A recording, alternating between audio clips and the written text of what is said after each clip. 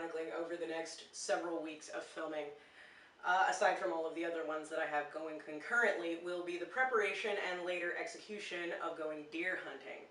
I have been a hunter for most of my life. I started waterfowl hunting as a very small child, and I have fished also for most of my life.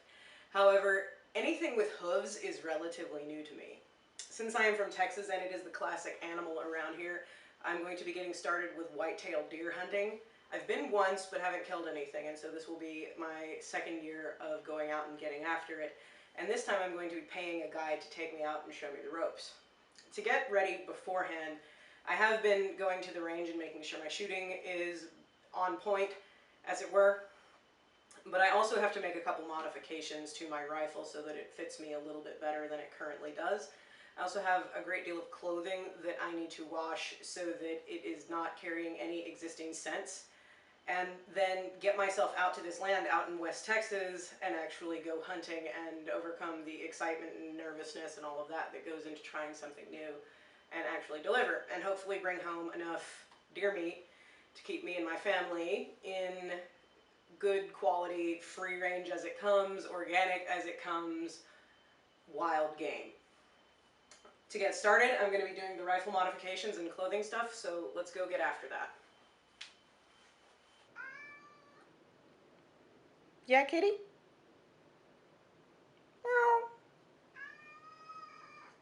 Meow. You're so disgruntled. Okay. So one of the things I am having to consider for this hunting trip is definitely what clothing to wear. It turns out that I own a great deal of hunting clothing, not just the t-shirt that I was using here to focus the camera. I have long sleeves, short sleeves, more pairs of pants than shirts, apparently, and then also a cold weather jacket, a rain jacket, and a hoodie. I have what appears to be all the permutations of outdoors layer in various patterns of camo. For shirts, in addition to the regular old mossy oak t-shirt I have here, I also have this shirt from Under Armour. And one of the things that is important to note about camouflage of any type is that while pretty much all of it is in various shades of green and brown and gray, the tones of nature and the landscape that are local to each place do vary. Here in Texas, everything's kind of brown, especially at this time of year. It's all very dry.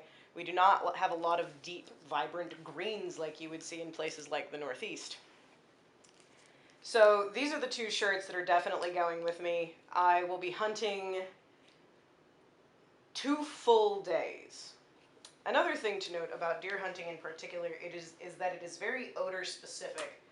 And so while that's not a consideration in duck hunting, it is when you're hunting for deer.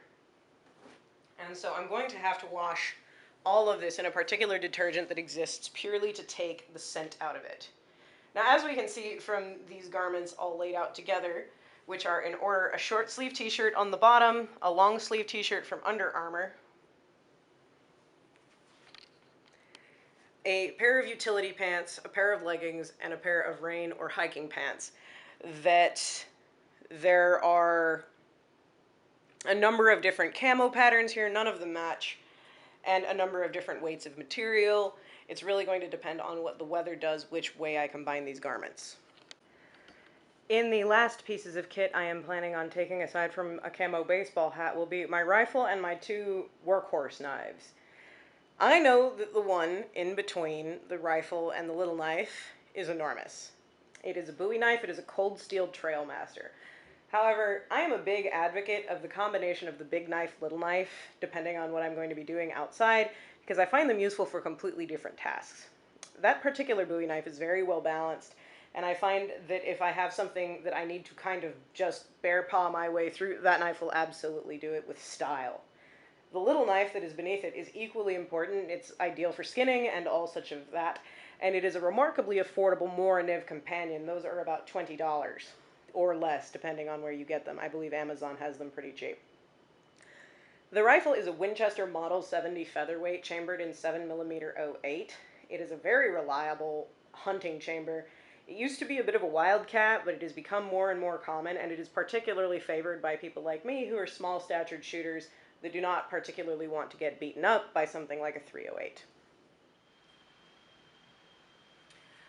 Okay, so I, in the end, did not have time to get the appropriate footage of me modifying this rifle.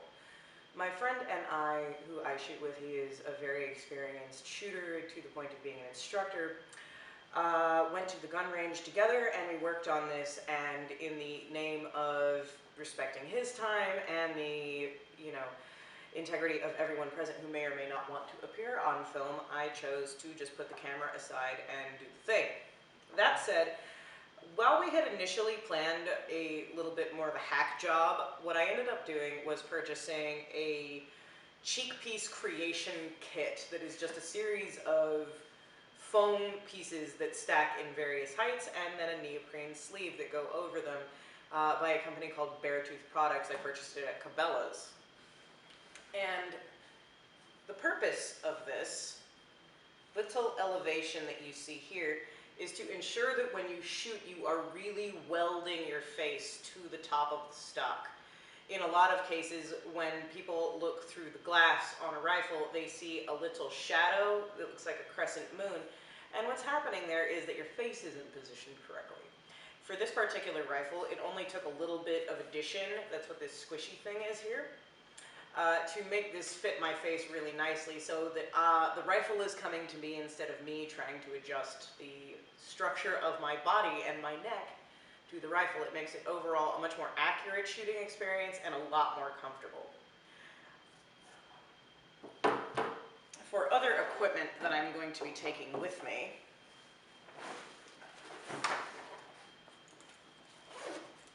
I've already done all of the shopping, I've washed all of my clothes, and the detergent that I used comes from the same company as this spray. The company is called Dead Downwind.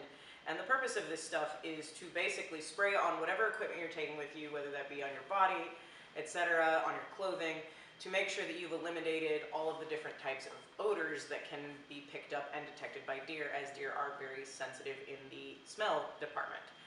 This gets rid of human odor, food smells, car exhaust, smoke, pet smells, feet smells, and anything that you pick up from contact. You touch a piece of fried chicken, you can smell it on yourself later. Well, so can the deer. Other things in here, I have, a fair amount of ammunition, and then a field dressing kit. Now, the guide that I'm going to be working with tells me that that this is fairly full service, and I may not necessarily need to do field dressing component myself. However, it is important to me that I take this opportunity to learn how to do so, and I wanted to obviously have the appropriate stuff with me so that as we go to field dress out any deer that we shoot, I have the appropriate safety gloves and such to protect myself against any kind of blood-borne illnesses, etc., that can happen as you are in contact with blood and the inside of a wild animal.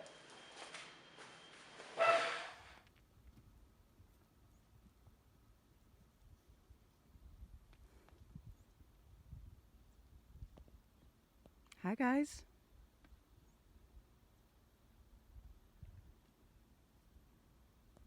How's your day going?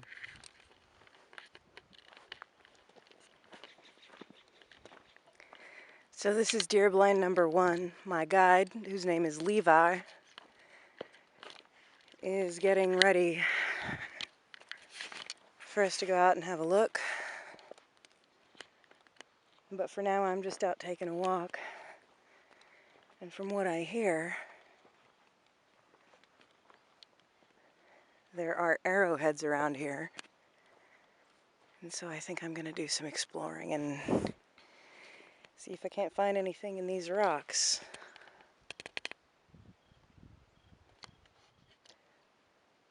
Well, there are definitely pigs on this piece of property. And it looks like they go that way. There was a dried up creek bed in that direction. And so I bet it's seasonal. When it rains, there's water. When it's dry, there's none. And I bet that's the reason for these little game tracks off of where that little rut carved out by the truck is. So it is pouring rain, but I killed a pig. Like, legitimately killed a pig. Here she is. This is about the size you want to eat off of. She's a sow.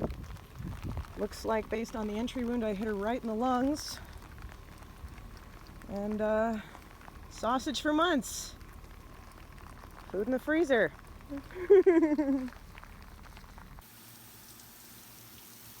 We've got her pretty much gutted and skinned. That is the exit wound. Went right through the lungs, nicked the stomach a little bit. But plenty of sausage. So it is evening and I'm about to go take a shower and go to bed. It rained on and off all day for the first time in many months. I shot a feral pig. She's a sow. She was a nice, beautiful, healthy eating pig. So I have tons of meat to take and make into sausage, but I still have not shot a whitetail. I had some shot opportunities today, but for a variety of reasons over the course of the day, they just like frustratingly did not produce. I had one that was kind of like a 120-yard shot, kind of quartered away from me, and like due to the humidity, my scope fogged up so I couldn't really see what I was looking at, and so that kind of, it ran off before I could sort out my optic situation.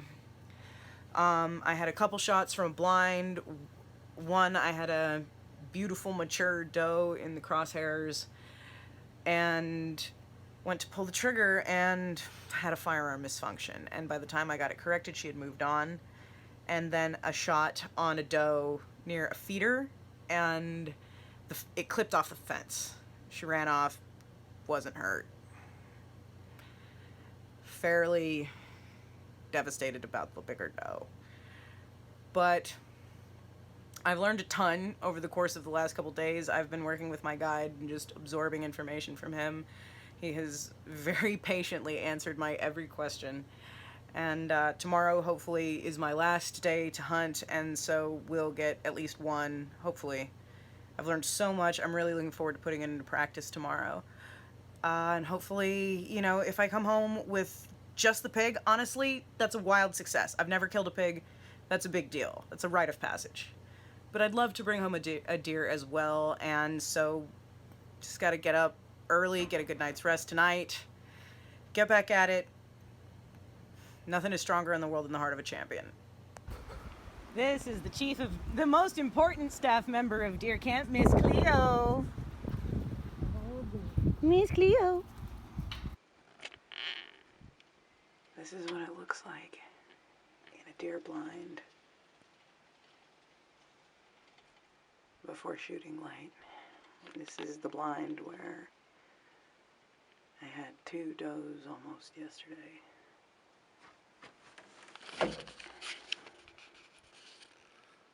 It's just dark.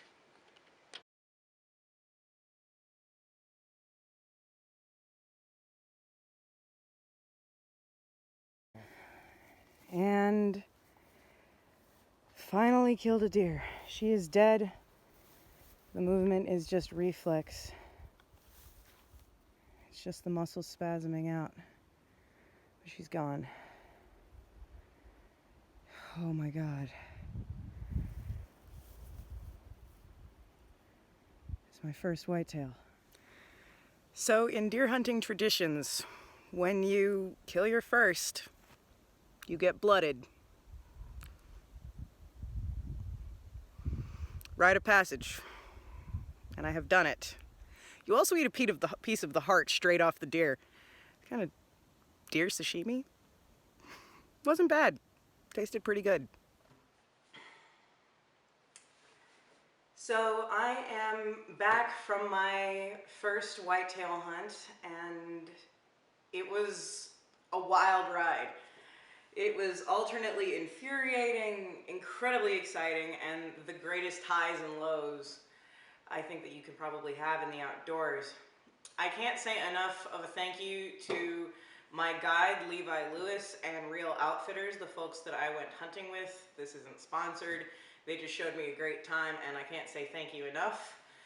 And in the end, I came away with a whitetail doe, my very first. She was a nice, mature 4 or 5-year-old doe, and also a fully mature feral hog sow. I have roughly 80 pounds of meat at the game processor right now, which is getting turned into all manner of delicious sausages and steak and roasts and ground meat that's going to keep me and my family in food for quite a while. I also have some of the organs that I brought back for the dogs. They're going to really enjoy that. And so, you know, here my journey comes to its end with this particular hunt. And I'm just so glad I went and so grateful for the experience. It was a wonderful journey, start to finish. The drive was beautiful. The camp was adorable. Cleo, the deer camp dog, was just a delight to come back to every single time.